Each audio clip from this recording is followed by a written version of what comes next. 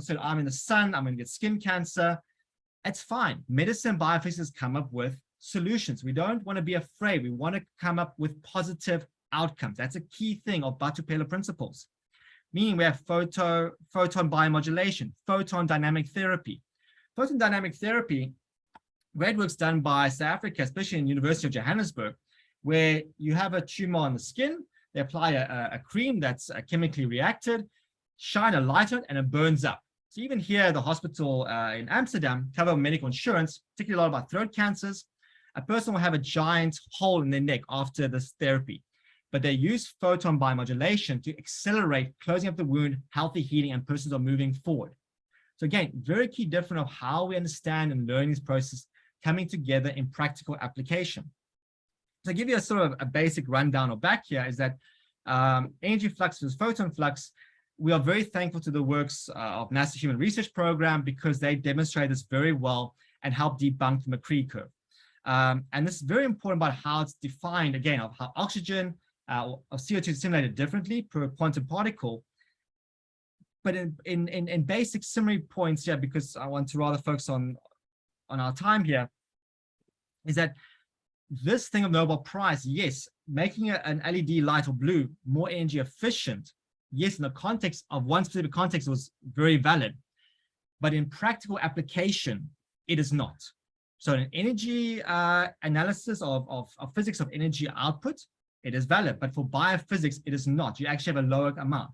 And this is where we come up with the thing of the VW Dieselgate scandal, or the great work was in the Cellular Phonegate scandal, where government got involved, did the research, published the data, but then it was squashed or silenced by other persons. So what happens is citizens, just like you, did not see as an ivory tower, it's public funds, openness and transparency, did the PI application in those contexts to get the information. And the key thing is here, what is done in the laboratory is not the same as in practical real-world application. So even in sciences, studying cells in a prison environment does not replicate real-world nature environment. So the whole thing of biophysics here is that we understand these very strong key principles, and any citizen in the world or country can apply these things, test it for themselves, and help contribute to the science. So because even with EMs, you have electromagnetic interference, and this can give both positive and negative events. This is even with a signal propagation or even biological effect. And again, yeah, it's not, one does not need to be scared of things. And we're applying these old equations from, like I said, from Albert Einstein, the Stark-Einstein law of one photon excites one electron. So what that means, and what's very important here, this whole photon synthesis, which also applies to humans, is that energy does not cause photon synthesis, meaning the amount of energy output does not determine my growth and development. And that this growth and development, like in the case of your plants, it changes the shape, it changes the behavior, changes the adaptation, changes the thought pattern or how I'm going to deal with the environment. But it's these low energy photons that play a significant role. So if you're going to put a glass window versus a plexiglass UV transmitting window, you're going to have significant differences on the output of your persons. So remember, photons is not just about if you have poor oxygen in a room that's enriched in deuterium, you are not going to be able to process photons or light correctly from the environment or internally. So these are things that we are bringing together, but pragmatic application is very easy. So to give an example of information done differently. So in humans, again, we have the eyes, we have the cortical thickness, and when you have this blue light, the thickness, the volume, that lumpness, that collagen, that electricity that's in there is really nice and thick and well balanced to process images and information. Like I said, Luc Montagnier, he demonstrates that how EM interacts with water, which is in your cells, before it hits the brain, will dictate your way of thought, processing, and movement. Where if you have blue light, you significantly, by over several fold, thinning that cortical thickness, meaning that information is processed differently. You get retinal scarring tissue, you have myopia, you have all these different things that will change how you as a person, your children, your growing nation, your government officials, persons making decisions for helping you grow together are going to react differently. Their brains are going to react differently, meaning that you have to change the environment to help them understand how to change, how the answer changed and doing things differently. So again, broken window theory like Malcolm Gladwell, or with COVID, even South Africa, we have broken buildings. When you have a window that's broken, windows are insured and windows are always going to get broken. You have a choice to not replace it with regular glass, but put UV transmitting plexiglass. And in South Africa, persons will have glass windows and they would put UV, they would plexiglass that's UV blocking on top of it as a security barrier. So why do you want to put this money and blockages when you can use UV transmitting acrylic? And here's the other interesting thing. Regular glass decreases your vision of what you can see and observe in nature. UV transmitting acrylic lets you actually see more clarity, more data. The same with going from an LCD screen to an OLED screen. A person on average, like a physician or person looking at information, their vision increases by 33% of seeing information data plus minus. So think about it. If you're not well, you're going to a physician, you're relying on an MRI technician or radiologist or blood scans to try and give you a diagnosis. And this person already is being blinded by the environment on a basic level, and their brain is so tired and lethargic they cannot think better. How can they be able to be there to serve you and help you? So that's why with the Surgeon General, we have to improve medical service and facilities because we have to take care of our own government employees as well. Doctors, nurses, janitors, all these persons must be taken care of as well with the environment so that they can serve us, the people, better. This is all very, very key and very, very cost-effective measures. Even this thing with IV solutions, changing the answers where persons think about putting more fluid in the person, more water. No, the body is designed to recycle about over 7 tons of water. And we covered this in the course of deutenomics we're going to have Laszlo Boris talk a little bit here just now, where one wants to change how these fluids, and our understanding of water is different because changing how the IV is given to the patient, the balance of fluids, will change how they can electrically charge a system to recover and grow better. Like I showed you with the plants, like I showed that resilience, those roots growing very quickly and responding. Changing that fluid dynamics versus just an ingredient salt concentration will make big difference on how photons or light interact differently. This is also why, look, reviewing the data and we're applying a scientific technical analysis here, that deuterium depleting protocols, not just depleting, but it's working this photon-flux model on systems. Look at the data, you can test it out yourself, has significant differences on patient mortality, longevity with cancer, with diabetes, autoimmune diseases. And again, it's very pragmatic. We train the data, we understand the effects, and we're doing IRMS measurements, which is isotope analysis, to see where does it work, where does it not work, how is it cheaper, how is it better and very effective. And these are critical things. But again, we go to pragmatism here. So one of the things we did here, everyone's played tennis. It's a very expensive game. The courts cost a fortune. You're having these shoes, clothing. It's a real brand marketing thing. In the case of South Africa, persons cannot necessarily engage or learn with that.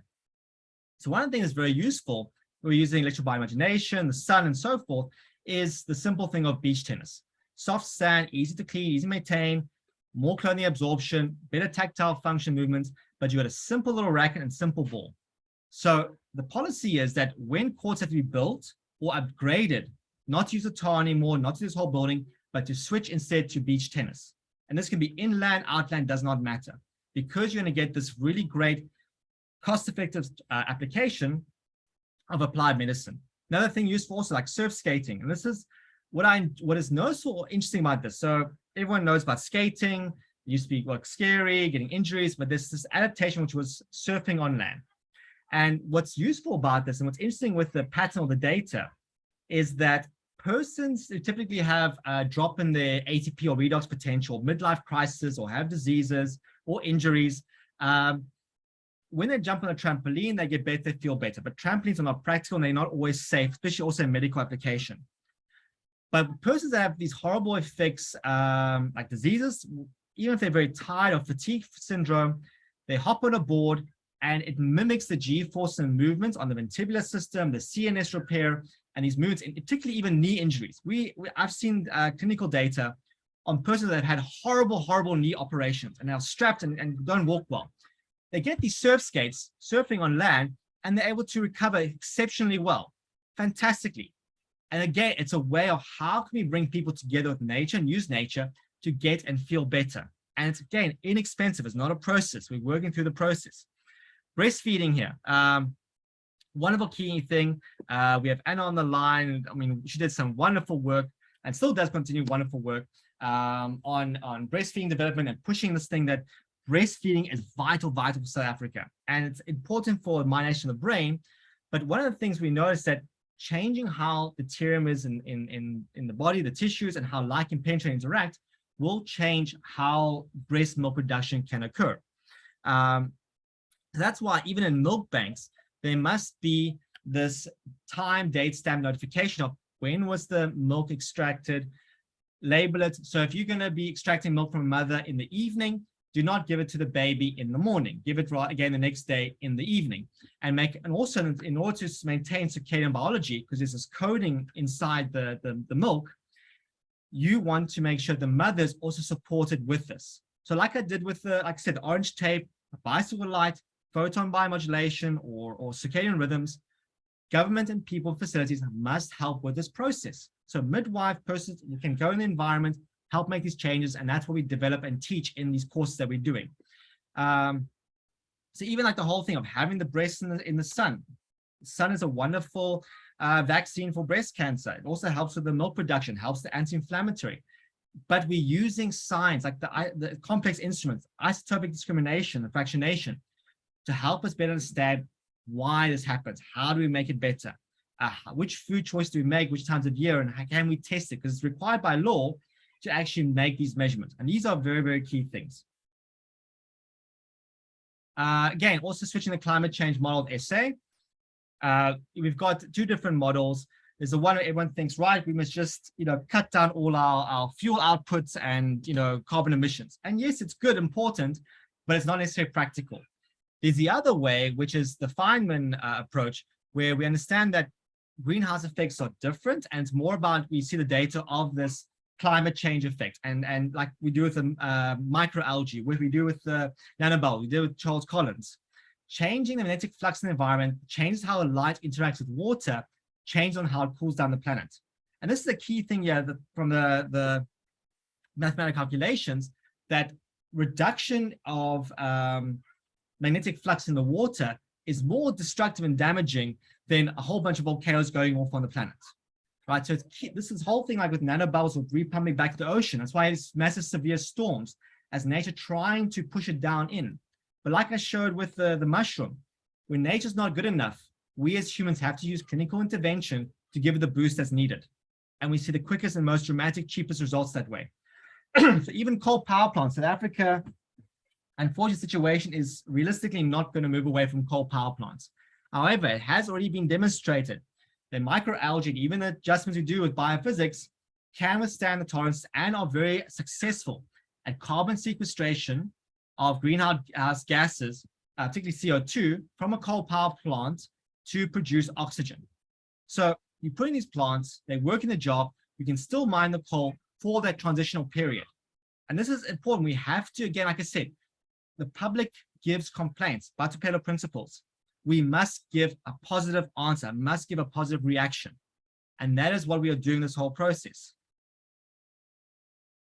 Again, nanobubble sequestration. Again, we're doing some wonderful experiments now with chickens and MRI and replicating with deutenomics and seeing how it makes significant changes on the eggs as they are being developed and formed.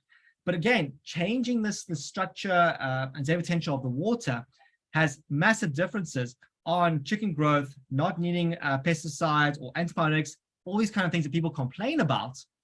But as per the science diplomatic mission of Desmond Tutu, we come forward with an answer.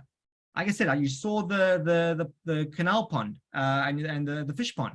Just by taking a tube and changing how this chemistry is working or biophysics is different in water, changes the impact on animals and environments.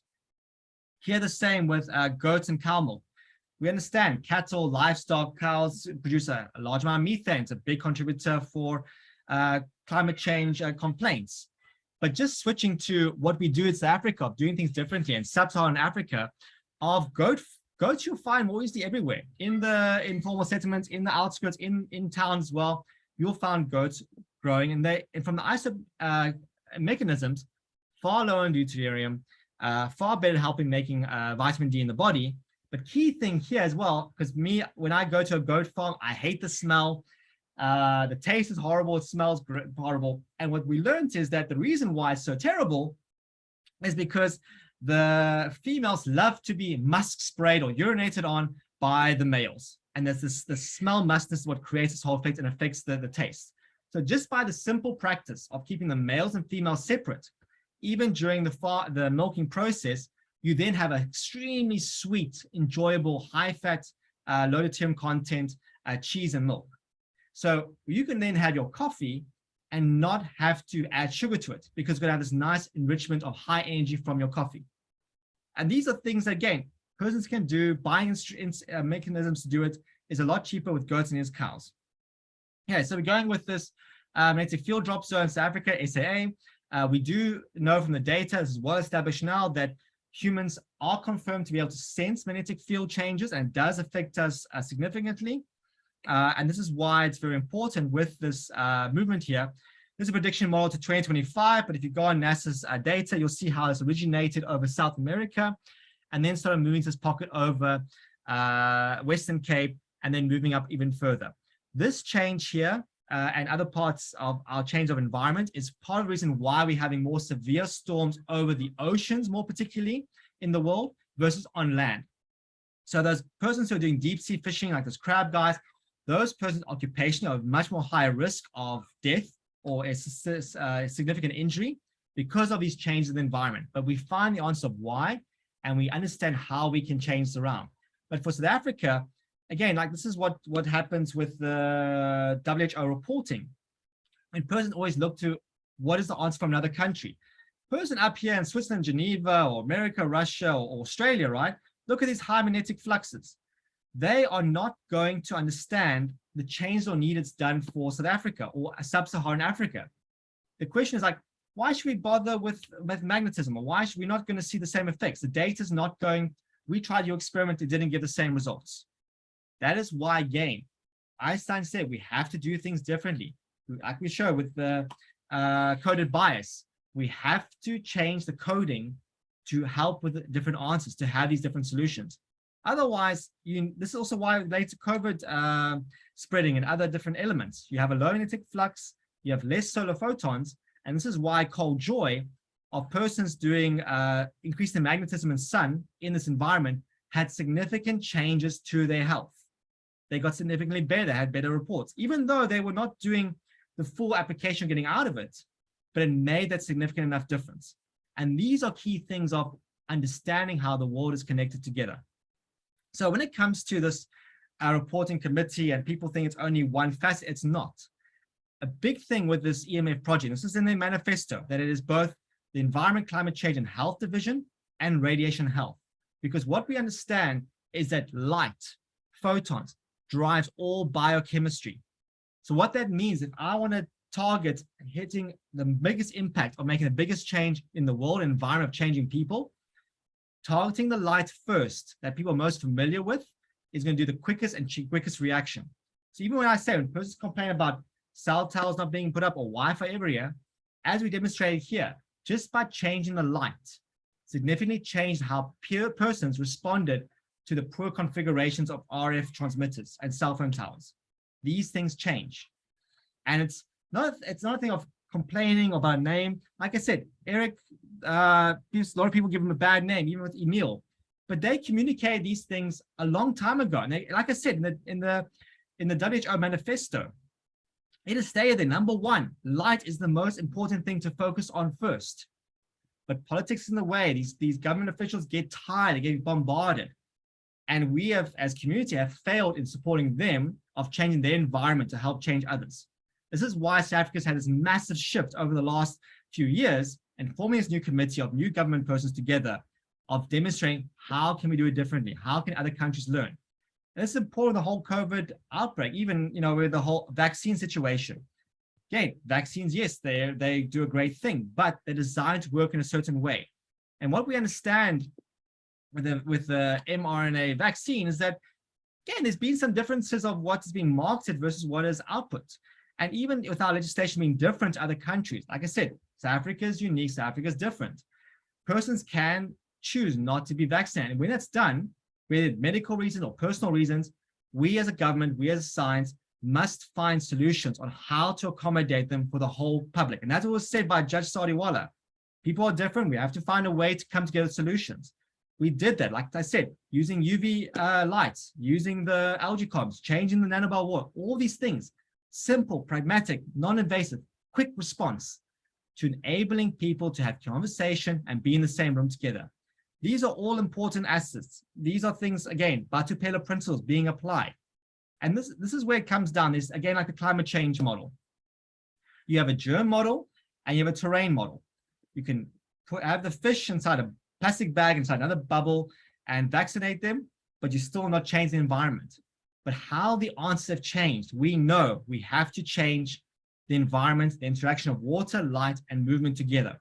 And this, as you saw with that canal with the fish, how quickly, by cleaning the water, the fish grew. You could see them, you could visibly interact, the roots changed, they grew, the environment got better. This is why we're moving from an energy flux, which is this, to a photon flux, which you've seen from the evidence again and again. You can test at home. You're going to have less energy input resources, better output results. And by studying more, this is going to give us a better result. That's why we focused on how we can make these changes. Even the applied science, this is something I loved. So in South Africa, again, we're changing. People think we always use chemicals to kill everything. But we're using a bacteria, like the algae is a bacteria. And this is a wonderful product you can find in any supermarket in South Africa, and it goes back to the history of it was invented in Netherlands. They couldn't grow it properly here, so they shipped it to South Africa to cultivate it better, and then it's shipped back to Europe afterwards. So this is a Probac when you spray it normally on a oil surface on a granite top, and you try to clean it. But when we apply nanobubbles with it, this is what you see at nanoscale movement, right? But we're using science to demonstrate this is used at eye level. And this experiment replicated again and again, surface cleaning. But a key thing is here, we're using nature, we give it a significant enhancement. So any person that has a multiple chemical sensitivity or perfume smells or cannot use soaps or cleaning, all these issues, like I said, go out there, you know, Pick and Pay, Checkers, order online, you try the Probac product, you're not going to have the same complaints as you did before. It's your clothing is soft. You have a concentration using less trucks to transport around the network or country. You can grow it yourself, even enhance it. These things can be done because we understand the science. So like with the mushroom, Probac on its own, right, it does a good cleaning job. When I use other enhancements in nature, significant more improved effect of releasing grime, cleaning it again. We're not using chemicals to clean and decontaminate an environment. And this is used in veterinary hospitals, in timber labs, government facilities, but there's not enough understanding. That's why I use this report to help demonstrate. So I'm not doing name dropping it because I'm getting paid or endorsing this company.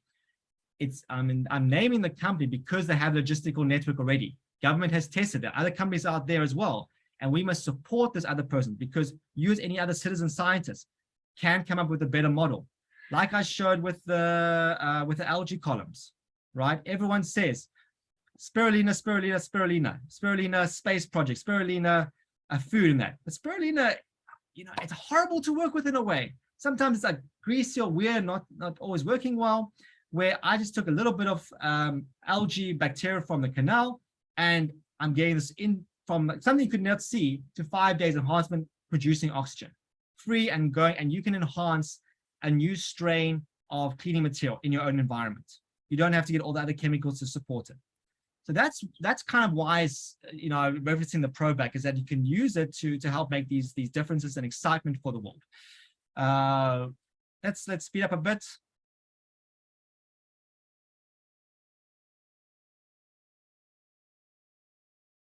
Again, other research activities. I didn't get to finish other parts of the process.